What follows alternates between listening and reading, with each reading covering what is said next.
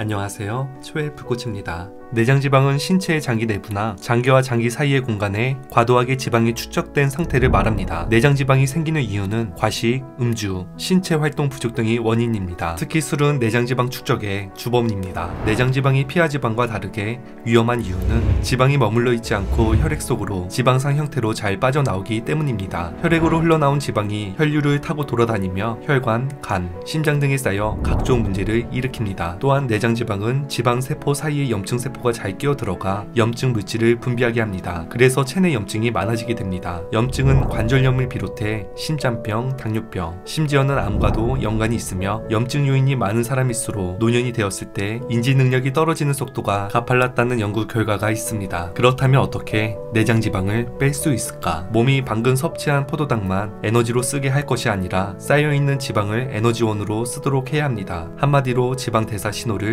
켜야 합니다. 오늘 전해드릴 이야기, 내장지방 없애는 방법.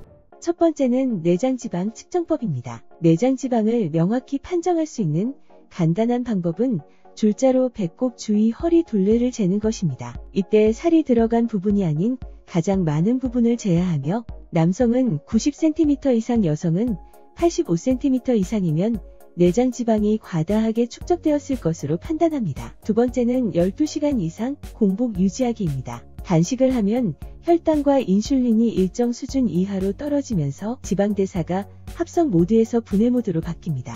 보통 단식 후 12시간이 지나야 지방대사가 시작됩니다. 저녁 식사와 아침 식사 사이에 12시간 공복을 유지하는 것이 좋습니다. 이미 인슐린 저항성이 있는 사람은 지방대사가 되는데 더 오랜 시간이 걸리므로 더 길게 단식해야 합니다. 일주일에 1에서 2회 14에서 24시간 짧은 단식을 시행하는 것이 도움이 됩니다. 14시간 금식법으로 당뇨병 위험을 낮출 수 있다는 연구 결과가 있습니다. 미국 샌디에고 캘리포니아대 연구팀은 비만인 19명의 성인을 대상으로 실험을 진행했습니다. 참가자들은 하루 24시간 중 14시간은 금식하고 나머지 10시간 안에만 음식을 섭취하는 14시간 금식법을 실천했으며 그 결과 12주 후 모든 참가자의 체중과 체지방량이 감소했습니다. 그뿐만 아니라 대부분의 참가자는 콜레스테롤과 혈당 수치도 낮아졌습니다. 연구팀은 특히 당뇨병 위험을 낮추는 효과가 있을 것으로 봤으며 연구에 참여한 캘리포니아대 사치 단답한다 박사는 간헐적 단식이 인기를 얻으면서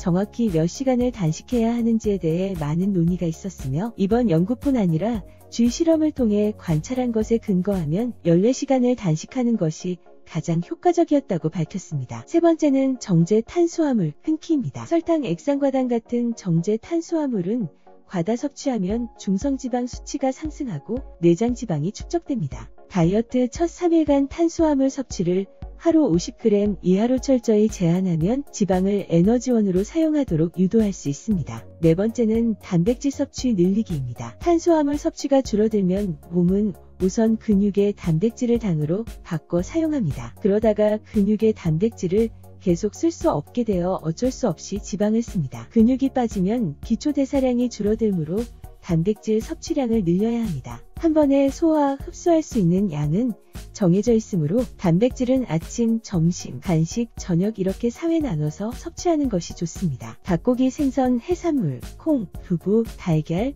플레인 요거트 등이 체지방 감량에 좋은 고단백 식품입니다. 다섯 번째는 오메가3 지방산 섭취하기입니다. 오메가3 지방산은 간과 근육에서 지방이 에너지원으로 사용되도록 돕는다는 연구 결과가 있습니다. 여섯 번째는 고강도 인터벌 운동하기입니다. 고강도 인터벌 운동은 말 그대로 고강도 운동을 짧게 반복하는 운동법입니다. 숨이 턱에 찰 정도의 고강도 운동을 1에서 2분간 하고 다시 1에서 3분간 가볍게 합니다. 이를 3에서 7회 반복하면 좋습니다. 여기에 근력 운동을 더해야 기초대사량을 유지할 수 있습니다. 마지막으로 AMPK 효소에 대해 알려드립니다. 보통 다이어트 하게 되면 다이어트 보조식품을 섭취하는 경우가 있는데 이때 AMPK 효소를 활성화시켜주는 제품을 섭취해보는 것도 좋습니다. AMPK 효소를 활성화시키면 지방 분해를 용이하게 해 체지방 감소 효과를 볼 수 있습니다. AMPK 효소는 우리 몸속 단백질입니다. 암, 비만, 당뇨,